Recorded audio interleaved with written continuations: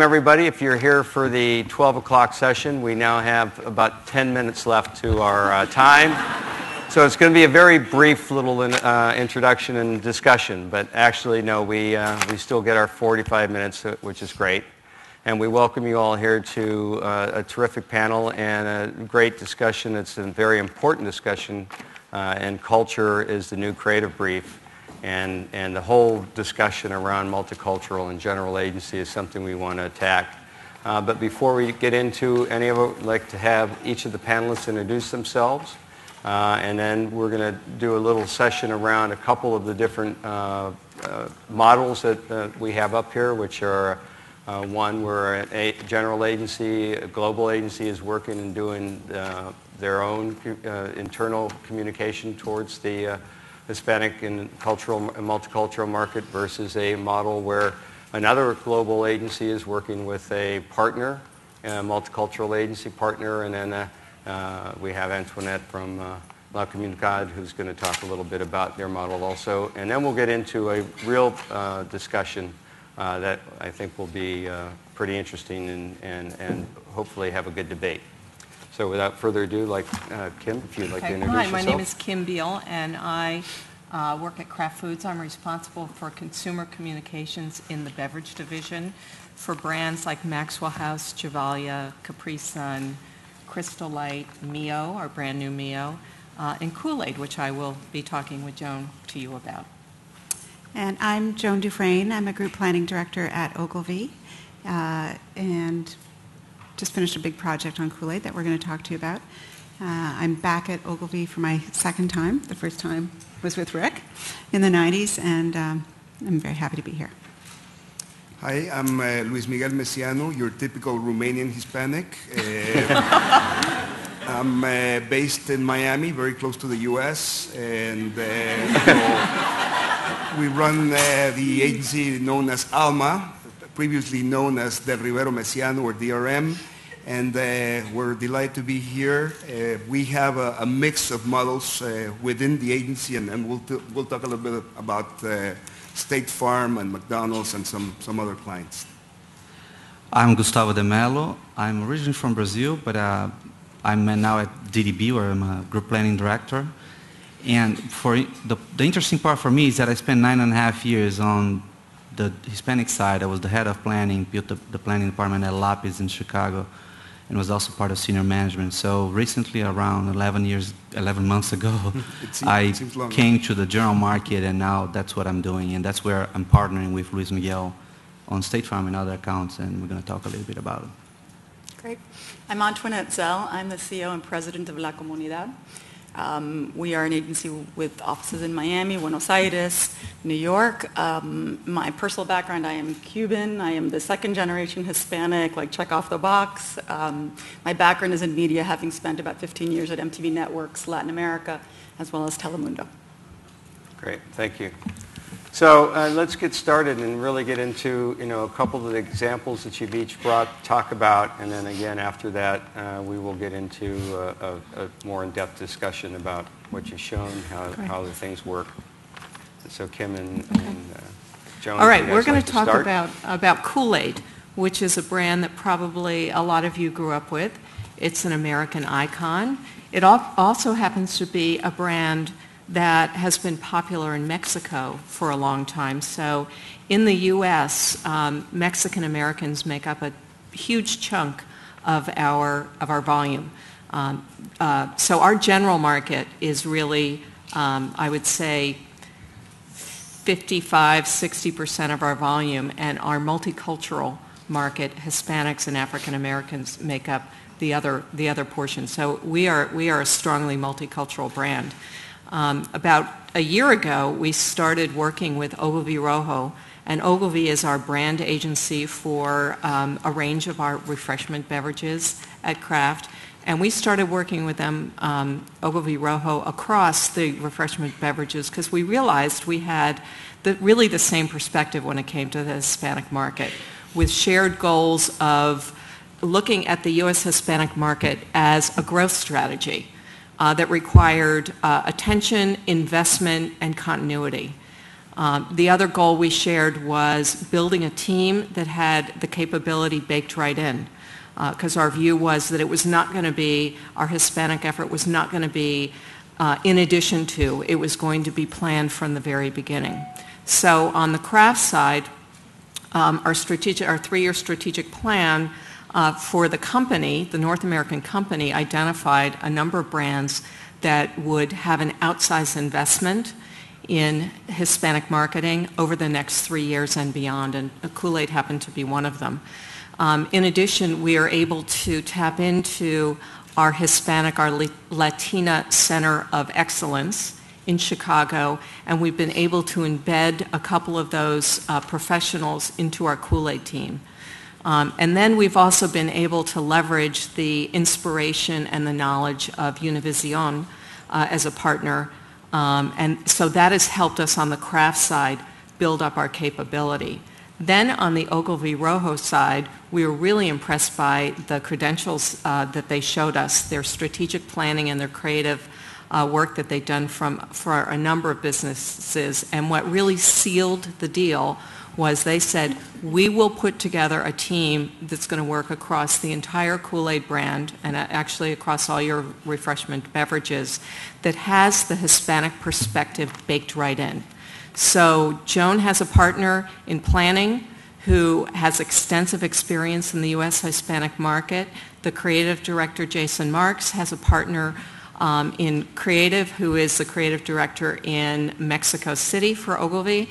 And the entire team is led by a man named Joe Beatty, who has extensive experience in both the U.S. general market and the U.S. Hispanic market. So the leadership at all levels of this team is a truly multicultural team. And now I'm going to ask Joan to talk about the strategy we employed to get to the work we'll show you in a minute. Okay, great, thanks. Before we get into Kool-Aid, I want to take just a quick second to tell you a little bit about how we look at the U.S. Hispanic life experience, very broadly speaking, a little bit about how brands live within that experience, and a little bit about what the marketing implications are given those two factors. So on any given day, and I'm sure many of you who live in this world would agree that life is lived sort of as a negotiation between the influences of the U.S. lifestyle and the influences of la cultura, or the influences of the culture or family heritage from which you come. And all day long you go back and forth in between the two, mostly resulting with a unique experience on any given day that's a little bit of all of those things. So we sort of categorize them into 4 ways. One section being, life experiences that are positive and comforting. They tend to be more heavily influenced by la cultura, more heavily influenced by their family origin. Life experiences that are positive and enriching, experiences that are either make them feel connected and rewarded and comfortable and happy that they have made their life here in the United States, and or are helping them to achieve some aspirations that they have for themselves or their family. Some of them can be very stressful, evidence of the divide, evidence that reminds them that they are really not from the U.S., that there are some fundamental differences that may or may not ever go away and that can cause stress. And then for, like all of us, actually the majority of them are kind of routine and mundane. But they float back and forth all day long in between these influences and live quite seamlessly between the two. Brands, of course, live within these broader experiences. So Latin brands tend to live in the comforting space with brands like Cafe Bustelo. There are connecting brands such as Pampers, connecting brands meaning we all experience them the same way regardless of where we come from. We have the same experiences, and in fact, sometimes just by virtue of experiencing them together, we feel connected regardless of where we come from. Some of the brands are very disconnected. They live in that stressful space that it's not going to happen. I'm not going to understand it. I don't want to be part of it. It is something that is quintessentially American in a way that I can't buy into or is fundamentally not part of my life. And actually, more than brands, we see whole categories living in this space, like banking and health insurance and things like that. And then, of course, the lion's share of them, unfortunately, are these sort of neutral brands. And of course, for them, the opportunity is to become a connecting brand, and that is what success would look like. And if we were to go on and talk about this further, we could talk about the marketing implications for how you assess, understand, and service the brands given where they are on this map and where you want them to stay, if you want them to stay exactly where they should stay, or if you want them to move. But having said all of that, we're going to move straight on to Kool-Aid.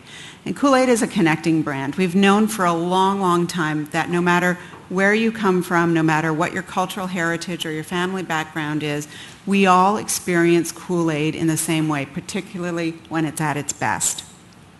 Kool-Aid comes to you without pretense, without agenda. It wishes nothing more for you than to simply have fun. And that is a big part of the brand's story. But we wondered if there might be some cultural nuances for us to discover that would make our brand story more powerful. And we did a deep dive immediately. We started the entire project by looking at our cross-cultural or GM, English-speaking GM group, and our Spanish-speaking U.S. Hispanic group at the same time. Both groups got the same amount of attention and importance as we developed our communication strategy. And we didn't have to go very far, as I'm sure you could probably guess, to discover that mothers and fathers, for that matter, regardless of their cultural heritage in the U.S., had an overwhelming sense that childhood was simply not what it used to be, regardless of what their point of comparison was. It had become faster, it had become more demanding, less childlike, and fun had just become so complicated to have. And in this setting, our brand promise of Kool-Aid stirs up simple fun has never been more relevant. Now, these insights were so universal, so pervasive, powerful, relevant, on trend, we could have actually stopped right there and gone off to communicate and create our communications program. But we wanted to learn more about the similarities between our two main business targets to see if we couldn't create something even more powerful. Oops, excuse me, sorry. And what we discovered was so subtle, but it was so important because it heavily influenced the way the target looked at our work and the lens with which they perceived the value of our brand promise. General market moms, they wish for their children to have more childhood simple fun, no question. Latina moms, and they would see that through the lens of their own childhood, perhaps idealistically, but they would go back in time and look at how it was when they were children. Latina moms did the exact same thing. They wanted their kids to have more simple fun, but they wanted their kids to have simple fun at home and with their family. And it's a very subtle difference, but it was very, very important because the lens with which they looked at this promise was quite different. They believed it's true kids in the U.S. grow up too fast, but in doing so, they grow away from us. They grow away from our family. They gain independence too quickly. And it was actually, there was an added poignancy to the brand promise with the Latina moms that we just didn't have with the general market. But the good news is that we discovered that we could communicate the same program, we could use the same program, the same strategy, the same messaging, and we knew that our different targets would interpret it via that lens and have their own unique special brand connection. So we're going to show you some of the creative. Yeah, why don't you just keep going? Just keep going. Here's some of the print we created. Bring back the fun. And we did the same thing, and we have a variety of these, and this really spoke, this did incredibly well, actually. This work really spoke to the kind of simple fun and the pure joy that Kool-Aid can bring. And then we created some TV spots, slightly different executions. In theory and in practice, both ran in both markets, but I'll show you two different ones that show a little bit of the difference in the strategy.